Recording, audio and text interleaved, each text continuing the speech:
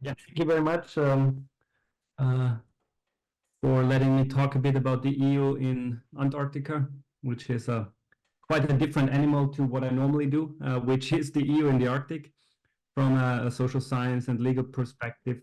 So there's obviously a lot of work done both in Brussels and in the European Arctic on the EU's role uh, in its northern neighborhood, in the Arctic region overall, and the EU as both a political actor, but also a research actor, a market power, whatever you want to call it in the Arctic. When it comes to the other side of the world, the story is a really tricky one and a different one, as there is not that much happening from an EU perspective, or if there are things happening on a very niche or a very specific, from a very specific angle. And I guess overall Griffith and the European Polar Board knows very well what's going on from a research perspective in Antarctica, from an European or EU perspective. But of course, the story is a bit different one when it comes to this more political aspects or economic aspects or whatever you want to call it. Working on the EU in Antarctica is also a bit different for us at F9 and for me in particular. A few years ago, we wrote one article with a colleague of mine, and then last year we were asked together with Klaus Dotz, who is a professor and a real knowledgeable and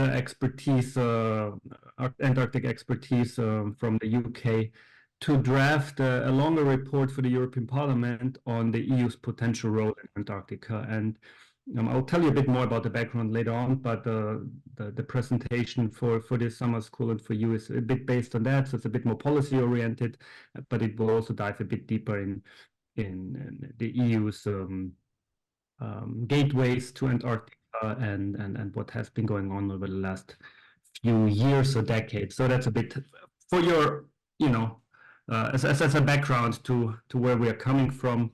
I think before I start, just to give you an overall idea about the difference on the EU in the Arctic and the Antarctic, it's really about, while the Arctic is for sure a periphery to the European Union when it comes to policy making, there's a strong connection of European states and the EU as an institution to the Arctic region. Some member states like Sweden, Finland, but also the Kingdom of Denmark, because of Greenland, are Arctic states, and the EU is well connected, a single market to Norway and Iceland, and also to the United States and Canada. The situation, of course, currently is a bit different with Russia because of the war in Ukraine, and overall the EU is spending a lot of money on research in the Arctic, and also has its ideas when it comes to the socio-economic development of the Arctic, when it comes to renewable energy and how that might have a positive impact on the European Green Deal, or when it comes to the critical mineral potential of Greenland, for example. So just a few thoughts about why the Arctic as a region is to some importance of the EU from a policy making perspective. And as we will see now, the story is a bit different when it comes to the Antarctic, again, from this more policy-oriented perspective. Just to give you a short overview of what I will talk about, begin a bit about why the South Pole or Antarctica should matter to the European Union as an institution. The 7 regional global challenges we discussed in that report that connect to the first point.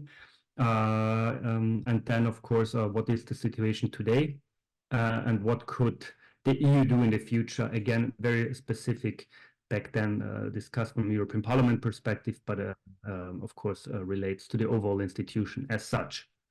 I don't need to show you that. But then again, we gave the same presentation to the European Parliament. And as you can imagine, it's the same with the Arctic region, but also with Antarctic. It's a bit of an abstract animal for a lot of policymakers. They hear about the Arctic, the Antarctic as a region, of course, that is deeply affected by climate change, as a place where a lot of research in that regard is happening. But then again, it's still very abstract when it comes to concrete challenges, or even what is the region looking like. So there's still a lot of questions, and we will laugh about that, but which animals are actually living in both regions? The penguin discussion is not that far-fetched. And then, of course, it's also like, where is it located? Where are the research stations in Antarctica, etc., etc. Just to give you a very, very short overview, I mean, even though we say that Antarctica as a region is not really discussed well or at all within the EU institutions, the EU has, of course, been, or the European Economic Community has, of course, been formally involved in many aspects of Antarctic governance ever since the 1970s, when it comes to Antarctic Treaty system or other systems. So, of course, there has been an awareness of what's going on in the Arctic, also from a governance perspective, close relationships in that regard with the United States and other, of course, also the member states that have been involved in the Antarctic governance system, but then again, on a very, how do you put it, individual level to some extent with some people from the Commission, etc. What we discussed in a previous article, what are the real gateways of the EU when it comes to being more involved in Antarctica? And that, of course, relates to aspects of research, so polar science, tourism, fisheries, conservation, and also of more cultural or political invested interests that are growing towards Antarctica. What do I mean by that? As you're well aware, I guess by now, as you maybe have heard from Griffith and others, I mean, there's a lot of money spent, not per se from the EU only, but of course from EU member states when it comes to polar research, both Arctic and Antarctica. And of course, the science aspect is key when it comes to also the EU as an institution being involved in the Arctic. Tourism is growing. I don't know, was it last year? Maybe Griffith knows more. People from the European Polar Board, when there was an accident in Antarctica, I think one person died. Was it last year or 2 years ago? I cannot remember. But anyways, cruise tourism is increasing. If you have ever been or will go to southern Argentina, Patagonia, a lot of cruise ships departing from Ushuaia these days, and overall tourism. When it comes to both polar region, but particularly also Antarctica, is increasing, and of course, most of those tourists come from Western countries, not only the United States, but also European member states citizen. Fisheries is an increased issue why the EU is involved. So member states like Spain and others are and have been fishing in this water, in the waters around Antarctica or in the southern ocean. And that, of course, relates not only to fisheries issues, but then also on how to conserve the ocean-based or the maritime waters around Antarctica. So that, again, it's just a very superficial input or a very superficial overview of why EU member states or the connections EU member states have to the Antarctica. Again, research, tourism, fisheries is growing, but it's still a niche in many aspects, with the exception of polar science and research, of course. But when it comes to tourism, fisheries, again, growing, but if compared to other regions, it's still a niche. Nevertheless, it's a remote region, it's far away from infrastructure, facilities, etc. So if something happens with regard to a cruise ship, of course, this is a key challenge where also the EU is concerned and has some kind of related solutions or opportunities, tools, frameworks like Copernicus, others, where the EU could be of help with. As mentioned before, EU funds polar science and infrastructure. That is without any question. And I guess you have heard about that before. We have discussed back in the days with Klaus a bit on how to frame the fourth pillar point. Here is really that EU member states and political leaders in their countries care about Antarctica. That is to some extent true. As you might know, France is one of those claimant states and has a polar strategy that very much involves Antarctica as well. The United Kingdom, a previously member state of the European Union, has its Antarctic background. Other member states do as well. And of course, states closely related to the EU, like Norway, very much care about Antarctica or have a very strong history in that regard. Overall, like when you discuss the EU in the Arctic, but also in Antarctica, question concern very much how do they, what kind of global actor is the European Union and how that affects those regions. The same goes very much with regard to Antarctica. The EU is one of those self-determined or self-perceived leaders in fighting global climate change, and compared to other countries or entities, of course, very much in the forefront in that regard. But that, of course, fighting global climate change or changes to the climate has also an impact on Antarctica, and of course a positive impact. So that connection made, how does the European Union act globally, and how does that link to regions such as Antarctica or the Arctic, is very much in the forefront of defining itself, or defining the European Union as being interested or having an interest or being some kind of Antarctic actor as well. So again, that's just a brief overview of why the European Union should or is already involved in matters to importance of Antarctic governance or Antarctic development. Some extent. When we were asked by the European Parliament on drafting that report for the Parliament and what should the European Union or the Parliament more specifically do in the future, the overall idea was rather abstract, because the Parliament had this clear idea that the geopolitical conflict of the 21st century, the US versus China, or what is the situation with Russia after the invasion of Ukraine, will also have an impact on Antarctica, without really knowing if that's the case or not. So we had this, to some extent, very, again, superficial discussions of how that has an impact or not. But overall, of course, you can assume that if the relationship with Russia, that has a certain interest in Antarctica as well, is worsening, that will also have an impact on the governance structures of Antarctica, and negative impacts on how to how to deal with Antarctica and all its related challenges in the future. That, for example, relates to marine protected areas, where the EU is in the forefront of developing marine protected areas globally, or has its certain goals on developing those marine protected areas, also in the Arctic and Antarctica, and a split between parties involved in Antarctic matters on marine protected areas, e.g. China, Russia versus the United States, the European Union, also has a negative impact, or could have a negative impact, on the governance structures of Antarctica. And I guess you have heard before in the presentation previously on the governance setup. So I think you have at least some idea of what I mean when I talk about Antarctic governance structures.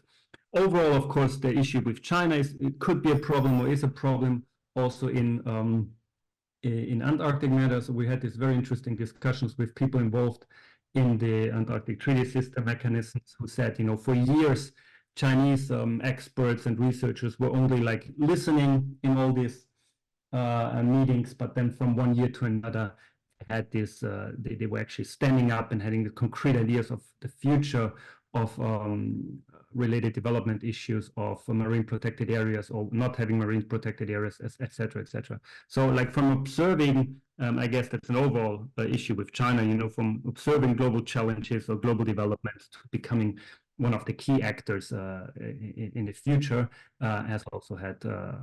was also exemplified in Antarctic.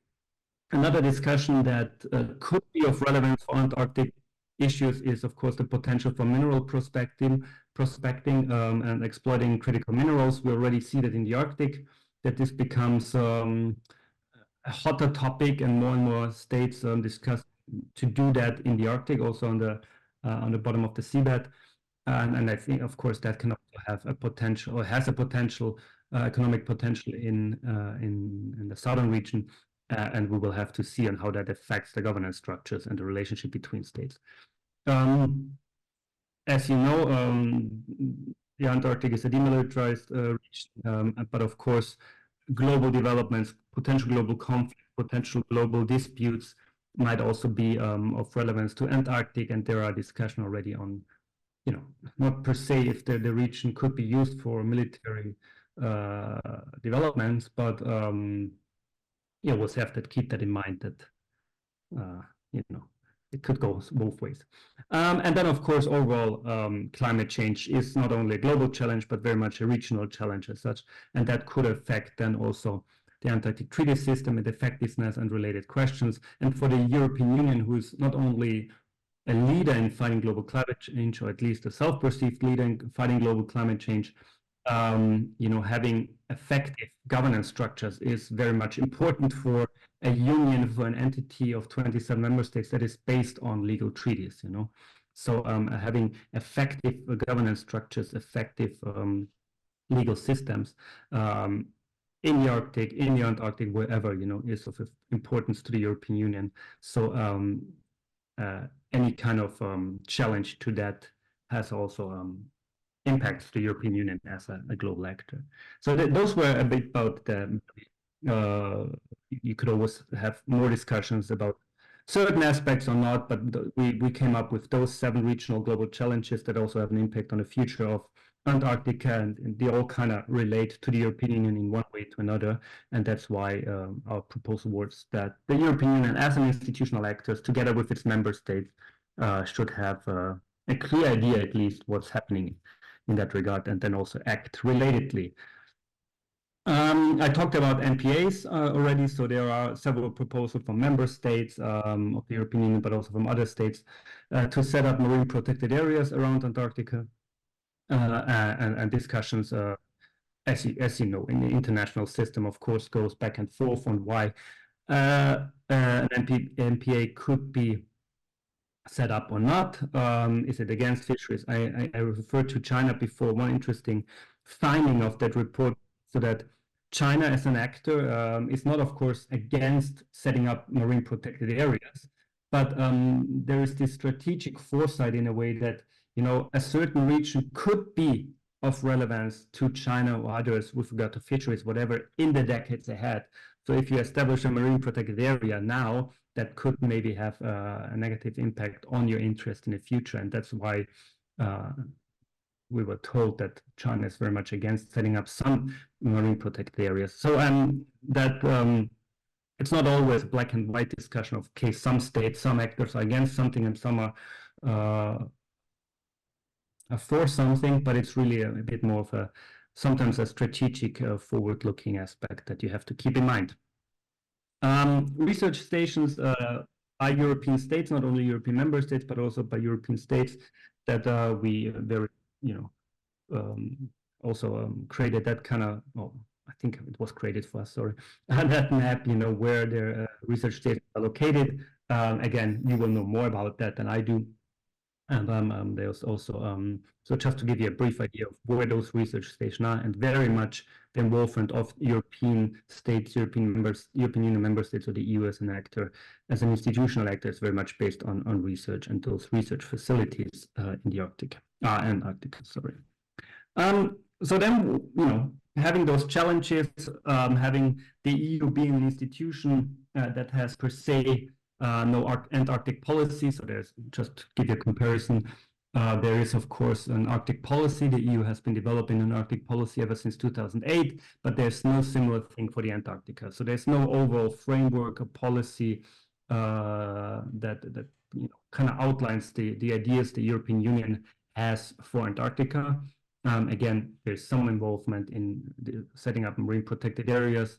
When it comes to research, of course, Antarctica is mentioned. When it comes to setting up marine protected areas, Antarctica is mentioned. But there's no overall policies, framework, and overall strategy on how to deal with challenges in Antarctica, or how to deal with Antarctica overall, or how to involve Antarctica better in, global developments, or like global policies developed by the European Union, for example, the European Green Deal, the global strategy when it comes to the foreign policy, the maritime security strategy when it comes to related developments, etc. So again, so that is a bit like the background here.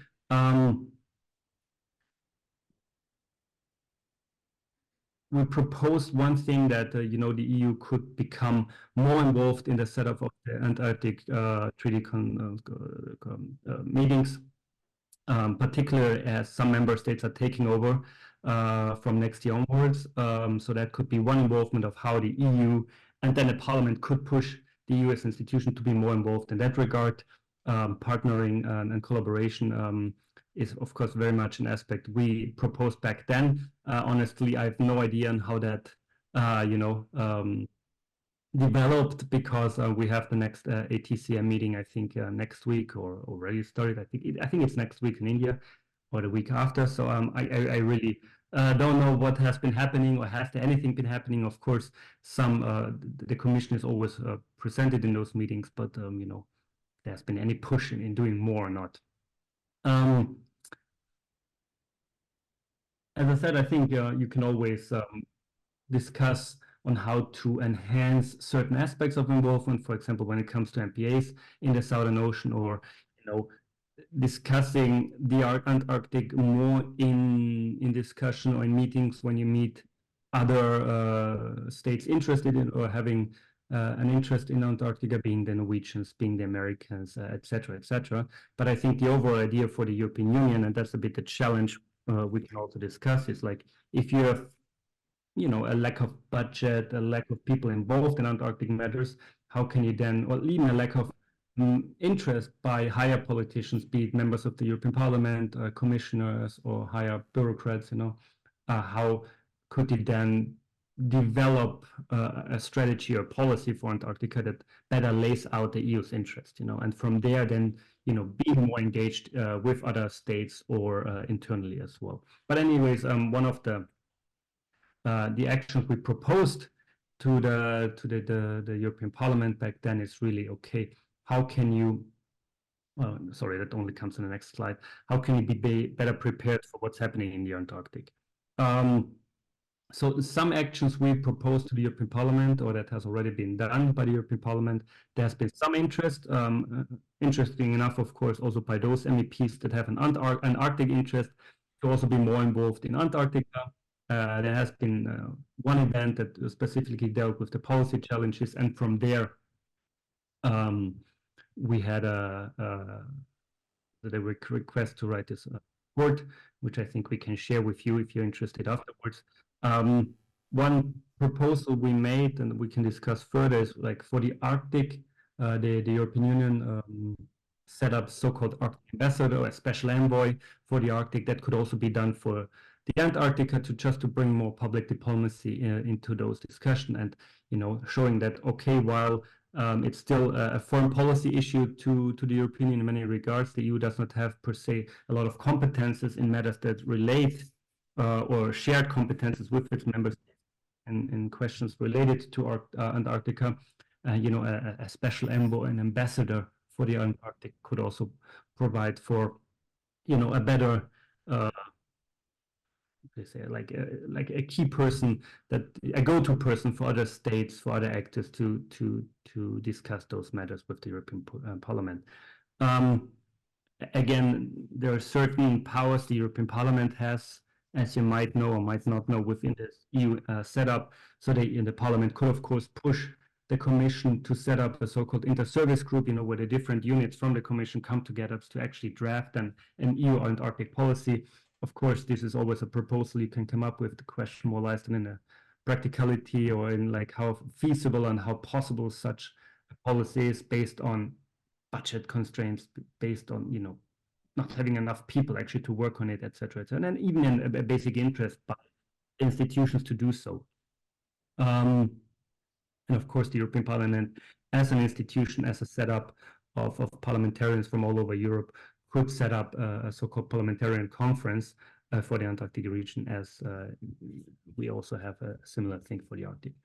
The recommendations we had, again, this is my last slide, to again remind you or repeat that Antarctic is not of a key importance for the European Union as an institution. Of course, research is very much in the forefront for both polar regions, and as I said before, some member states have interests in fisheries. The European Union as an institution has interest in setting up marine protected areas around Antarctic, as they do globally.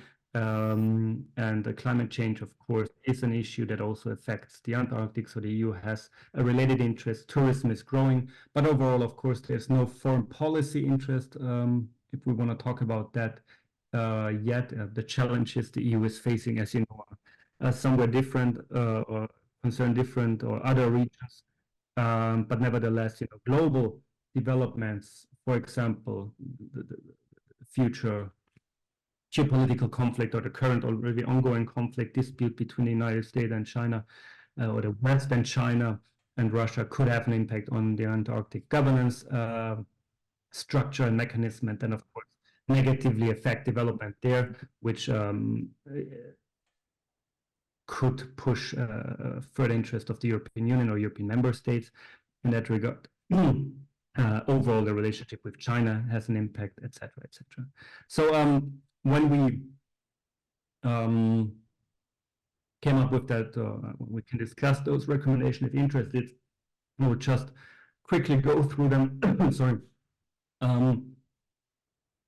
The EU is already, an invited expert to the ATCMs. It has this repetition, this background, this history of being an actor with regard to good governance, global good governance. The EU as those institutions that came together after the Second World War. No more war in Europe between its member states. And how you kind of like propose that to the rest of the world. I mean, that's what good governance basically is about. And so the EU has this background and could also develop it further with regard to the ATCMs, and propose ideas based on its own ideas on what good governance is, with regard to climate change, etc. Also within the ATCMs. Again, these are recommendations. There always question on how feasible that is, and on how reluctant or non-reluctant are countries within the ATCMs of the EU being more involved. And that does not only relate to states like the United States, China, Russia, but also, of course, to member states who often have issues with giving the EU as an institution more power than it already has. The EU is a polar power, polar actor when it comes to research, when it comes to having access via its market, via its single market, and other fisheries, etc. So discussing that more from a both polar aspect, or to these two polar aspects, not only the Arctic, but also involving Antarctic issues, could be really something that the EU could do in the future. Again, question is always how likely is that? Is there enough budget? Is there enough people interested in? Is there enough push from member states for the EU as an institution to also do so, etc., etc. But again, if you're already involved in the Arctic, and we know the difference between the Arctic and Antarctic, but nevertheless, bringing both poles into one policy could be something where the EU could, highlight itself better as a global power, or as a global polar power, etc., etc. Science, as I mentioned before, is already in the forefront. I mean, Griffith Ranuka know way more about that, but the European Polar Board in that regard is key. But of course, trying to even better align polar science ambition between the member states and strategic allies such as Norway, United Kingdom, United States, etc., could be another aspect. Putting more money, of course, into polar research, etc., where you could, better highlight or better exemplify your interest in the Antarctic region. When it comes to global developments, and we all know how tricky the current relationship with China is, from an economic perspective, from a normative and moral aspect in many ways. Nevertheless, if you want to enhance or want to strengthen the governance system in Antarctica, you need to discuss at some point also with the Chinese on their interests, and maybe also start a polar dialogue between both actors. The EU and China could be something, where you could have a positive impact in further developing marine protected areas or protecting fisheries, etc., etc. And then this refers to the fifth point, call it a coalition of the willing, but it's really like, if you have these challenges ahead, if you see more and more tourists going to Antarctica, also coming from the European states, how can you tackle related challenges together, with states like not only the US or others, but also in the UK, but also China and Russia. Because if something happens down there, it will have an impact, not only in the region, but it will also have an impact on us up here, because the way both the Arctic and Antarctic is perceived by many people, people want to protect these places. They don't. Continental Europeans, for example, the discussion is often about protecting or not protecting the Arctic, and it's a bit similar. It could be a bit similar also in the future for the Antarctic, But the people back home, they have this mindset or this idea in mind. It's not only about developing the region; it's really about protecting, And if you have this kind of, call it coalition of the willing or whatever you want to call it, bringing people or actors together that have a certain interest in a certain aspect of Antarctic development, that could really push it forward. And I guess that's all what international negotiations and cooperation is about. So the EU could be in the forefront to policies or aspects that are of interest to the European Union: fisheries, environmental protection, where the EU also has certain competences as an institution to really push that forward and become become a stronger actor in the region as well. Again, question is always how feasible that is, but that's not for us to decide. It's more or less for us to recommend, and then we can see what could be done. And the other one is what I said before: when it comes to public diplomacy, there is an Arctic ambassador or a diplomat within the Extraction Service, that works on matters related to the Arctic. And the very first one also had a role in the Antarctic, or was also supposed to deal with Antarctic, but that disappeared with her successors. So the idea is really, okay, if you're further interested, also from a global foreign policy perspective, with that entire development related to China, Russia, etc., then of course a certain distinct diplomat working on Antarctic issues would be of help, also for other states to connect with. So that were a bit more the recommendations. Again, a bit more on policy recommendation we came up with, less than more academic perspective of who the EU or not is in the Arctic. But again, because I think I'm done, yeah. Just to remind you, the EU has certain interests in the Arctic. It is funding quite a substantial amount of polar research in the Antarctic. It has certain interests with regard to fisheries, marine protected areas, climate change overall, but there's no Antarctic policy. There's no overall idea of what you want to do with Antarctica and who you want to be in the Antarctic as an institution like the European Union, is not from a European Parliament side, not from a Commission side, not from an external action side, and the problems are, of course, manifold. It's the member states who might not be interested in you to be further involved.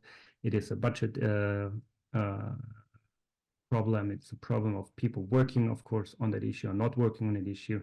And it's a very, you put it, an abstract issue of Antarctic being far away from the problems we face in Europe. So it's, of course, hard to sell to your voters, to your policymakers, why you should be interested in developments the furthest away from the European Union. So that was a very quick overview. I don't know if that I didn't keep my time, but I hope you will remember at least a few points. Again, there should be more to come. Let's see if we have time as researchers to work more on that matters from a social science perspective, legal perspective. But of course, with a new parliament, with a new commission, we'll never know. But there might be a push to further look into Antarctic from September or late 2024, early 2025 onwards. The parliament is interested, but then again, it always depends on who is re-elected or not. Yeah, I guess that's it. Thank you very much for listening. I hope I was not talking too quickly and you could follow. I'm again happy to share the report, or Griffith could share it if you're interested. And yeah, if you have any questions, any suggestions, what to do better, differently with the EU and the Antarctic, please reach out. Thank you very much. Yeah, thank you.